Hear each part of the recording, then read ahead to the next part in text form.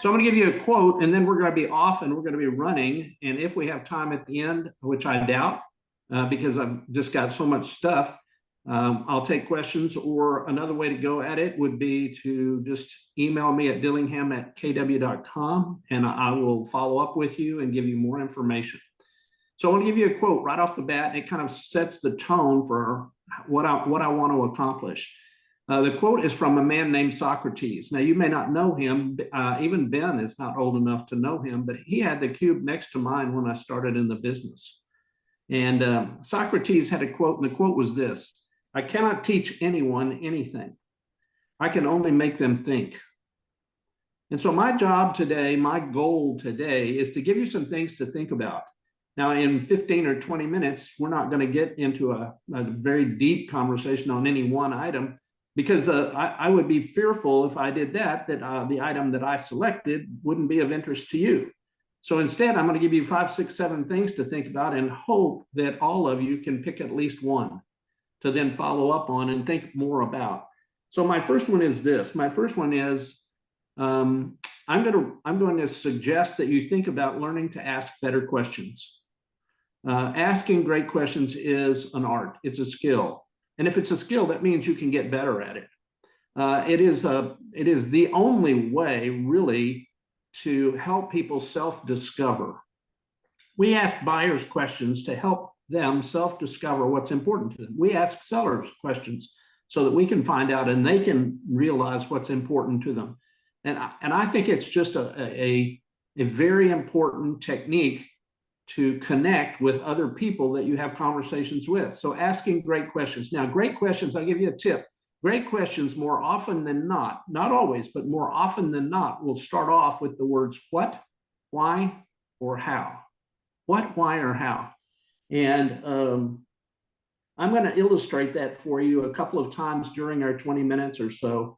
For example, what are 3 to 5 questions that you love and you often ask people? What are 3 to 5 questions you love and you love to ask people those questions, and you do it frequently? Another one would be, why is it important for you to learn to ask great questions? So you see the why and you see the what. What are 3 to 5 questions? Why are great questions important for you in terms of your personal and professional life?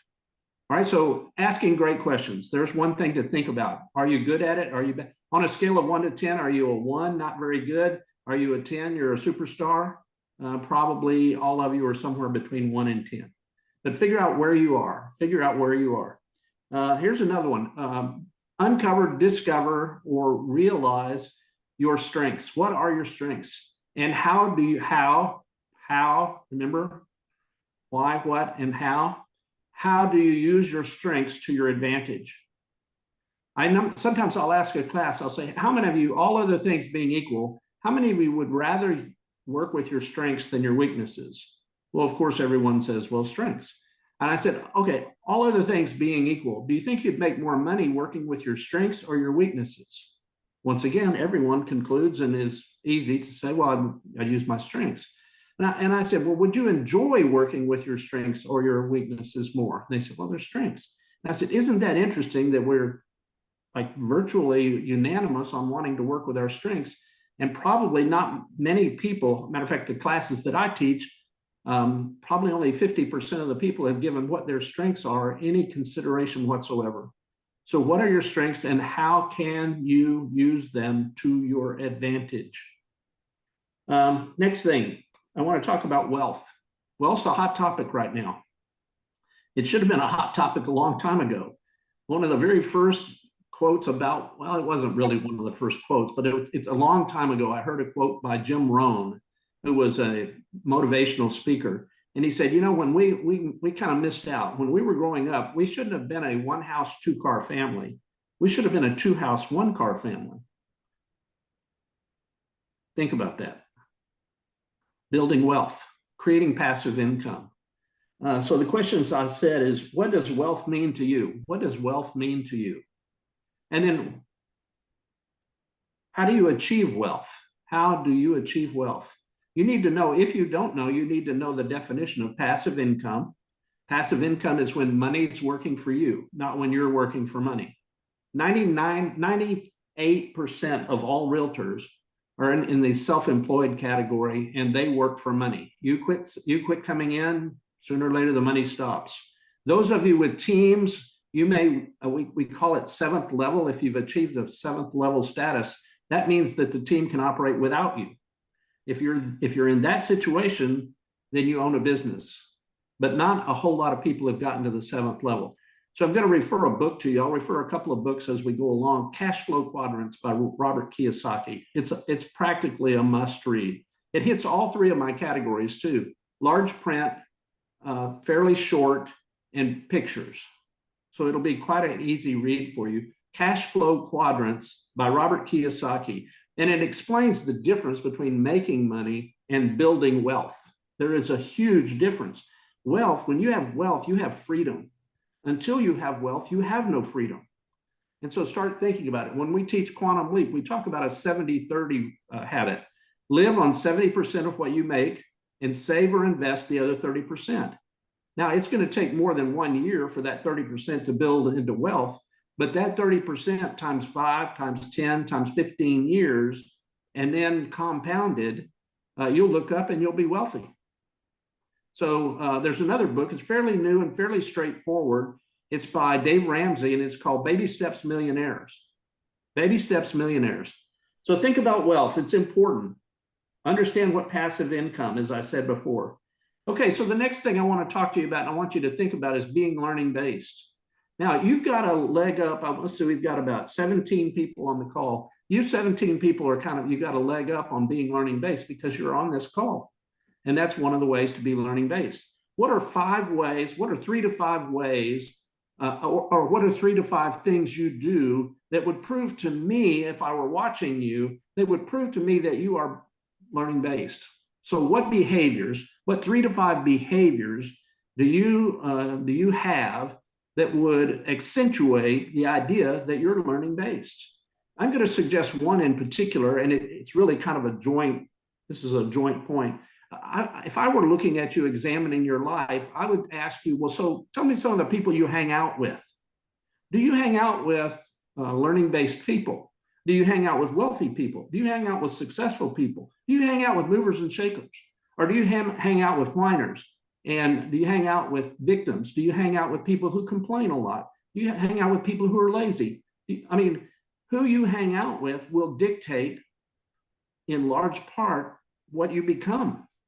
You see, your attitude and their attitude is contagious, whether it's positive or negative. So who are two to three people that you let in your inner circle, and how do they help you? Do they build you up or do they tear you down? You need to be very cognizant of who you hang out with. You need to be cognizant about what you read. You need to be cognizant about the conversations you have.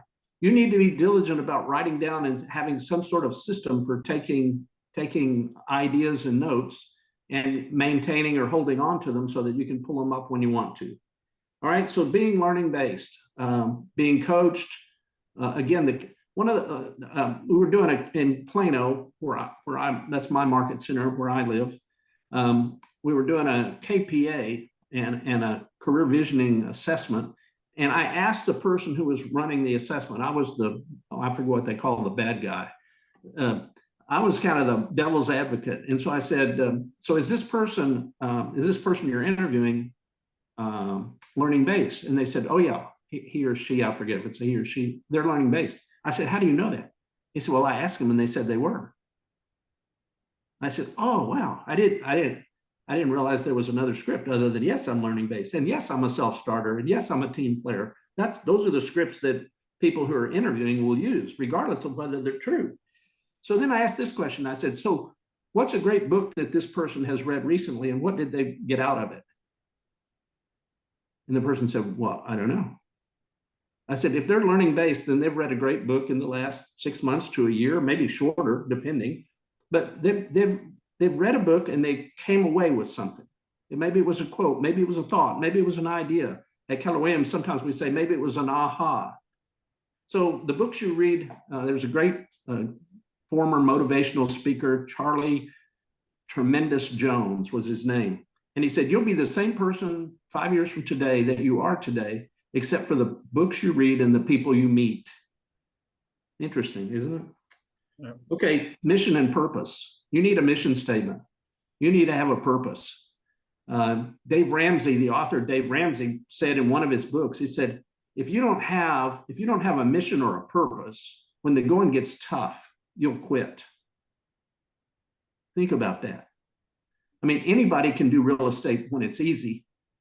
Anybody, 2 years ago, what were we, 2 or 3 years ago, for 5, 6, 7 years in a row, real estate was easy.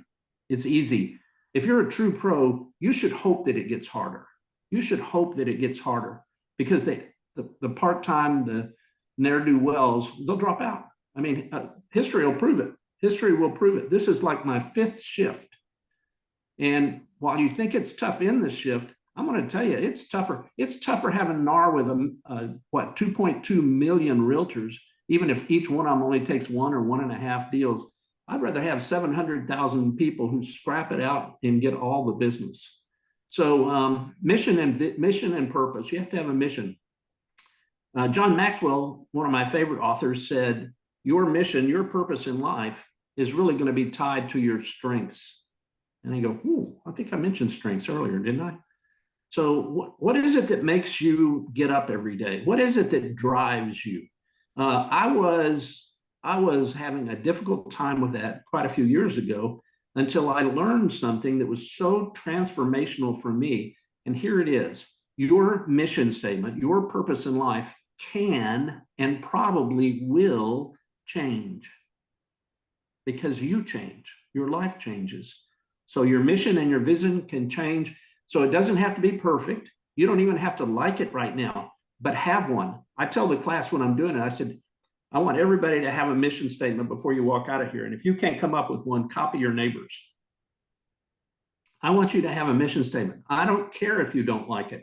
I want you to have one, because listen to this quote. Something always beats nothing. You don't have if you don't have a mission statement, you don't have anything to work on. But if you have a bad mission statement, at least you have something to work on. So have a mission, have a purpose. Models and systems. We need models and systems. We're a company of models and systems, aren't we? So we need models and systems. We need them in our personal life, and we need them in our professional life. The one I'm going to single in on is database. You need a database. Let me tell you what's not negotiable: having a database. What is negotiable is how you build that database. You can build that data. There's a lot of ways to build that database. You can call them for sale by owners. You can buy leads. You can buy names and addresses. You can cold call. You can door knock. You can call for FISBOs. I already said that. Expireds.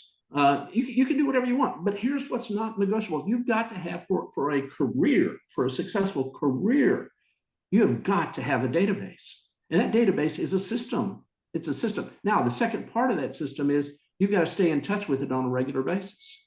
You've got to stay in touch with it on a regular basis. That's non-negotiable. Here's what's negotiable. How many times you stay in touch with it, that's negotiable. How you stay in touch with it, that's negotiable. But to have a database and stay in touch with it on a regular basis, in the long run, those are non-negotiable systems if you want to be a top producer. Okay, let's see. Okay, that's it. I got one bonus question for you, though. So I want you to repeat. Everybody, get your voice, unmute yourself. That's it. That's a technical term, right? Unmute yourself. I'm going to ask the question, and I want you to answer, but I'm going to give you the answer out front. Okay, so I'm going to ask you this question. How you doing? And you're going to answer this. Fantastic. So do it. Fantastic. Say fantastic. Okay? And then here's what I want you to say. Why would I choose anything else? Say it. Why would I choose anything else? Why would I choose anything else? Isn't life nothing but choices? Would you agree with that? Life is nothing but choices. Choices on how we deal with what happens to us. What happens to us isn't always our choice, but how we deal with it is. I learned this lesson in the Dallas-Fort Worth airport 35 years ago. I got in a shoe shine chair, and the guy says to me, "How you doing?" I said, "Well, I'm doing okay. Not too bad." I said, "How are you doing?" He said, "I'm doing fantastic." Why would I choose anything else? 35 years ago, I still don't have an answer for that. Why would you choose so-so? Why would you choose not bad? Why would you choose, well, it's Friday? Why would you choose, well, not so good, it's Monday? Hey, go for it, man. Life is great. Fake it till you make it. You start trying that, you will be stunned by the reaction you get when people ask you how you're doing. And you say, I'm doing fantastic. Okay. I hope I gave you something to think about, something to work on, something to do. I'll give you another couple of books. One of them is John Maxwell. Actually, both of them are John Maxwell. These are great books. The first one I'm going to give you is Everyone Communicates, Few Connect. Everyone communicates, few connect. And the other one, which is a great book, he has like 5 or 6 books on my book list, and I'm reading one of them now. I'm not giving you this one. It's Failing Forward. But the one I am giving you is all of a sudden I'm sorry. Intentional Living. Intentional Living. It's a great book. It's a great book. So is Failing Forward. By the way, I'm reading Failing Forward for the second time. I read it probably 20 years ago. I'm reading it for the second time. I'm on page 100, and I've pulled out 66 ideas. And I've already read it. I've already read it once, 20 years ago. But I'm reading it again, and I got 66 things I wrote down so far after 100 pages. It's about halfway through the book. Remember, short book, big print, not many pictures in Failing Forward, but a few. Hey, thanks for having me, Ben. I hope I gave you guys something to think about.